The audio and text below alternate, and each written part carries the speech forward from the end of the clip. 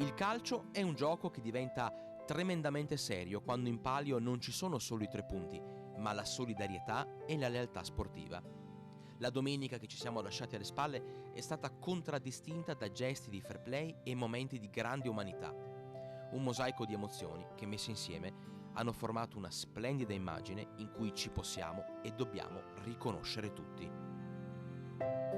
Iniziamo da quello che è accaduto in Serie D durante il match tra Union Clodiense Chioggia e Belluno. I padroni di casa hanno vinto 1-0, ma a fare notizia è l'episodio che vede coinvolto al 13° del secondo tempo, sul risultato di 0-0, l'attaccante giallo-blu Giovanni Madiotto. Il giocatore del Belluno ha di fatto cambiato una decisione arbitrale che stava portando un rigore alla sua formazione. Madiotto ha deciso di non approfittarne, con un gesto da tutti sottolineato come di grande valore sportivo. La sua missione ha fatto tornare il signor Leone di Barletta sui suoi passi, dando vita a una specie di VAR improvvisata sul terreno di gioco. Tutto nasce da un pallone conteso tra Cuomo, difensore granata, e Madiotto dentro l'area di rigore della Clodiense.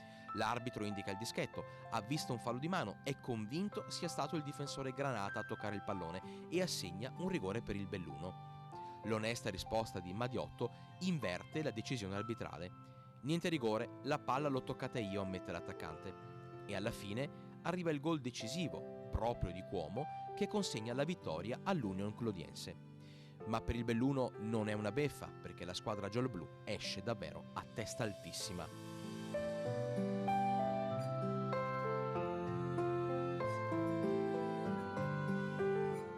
Sono giorni di dolore e di speranza per i compagni di squadra, per lo staff, per la famiglia di Mirko Pellicer, il calciatore 25enne militante nella squadra del Telemar San Paolo Ariston, che a fine gennaio è stato portato d'urgenza all'ospedale San Bortolo di Vicenza dopo aver accusato un malore durante l'allenamento.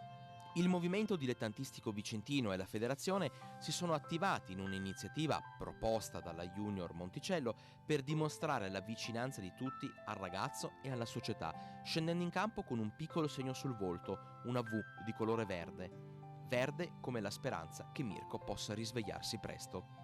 L'iniziativa è stata accolta anche dalla prima squadra del Vicenza nel corso del riscaldamento prepartita contro il Gubbio. Anche Matteo Falesin sta lottando per vincere la partita più importante, quella che lo vede combattere contro la SLA per se stesso, per la moglie Giulia e per il piccolo Tommaso. Domenica, in occasione del big match tra Bassano e Schio, la società del presidente Fabio Campagnolo ha voluto sostenere la raccolta fondi per aiutare Matteo Falesin, ex calciatore del Cartigliano.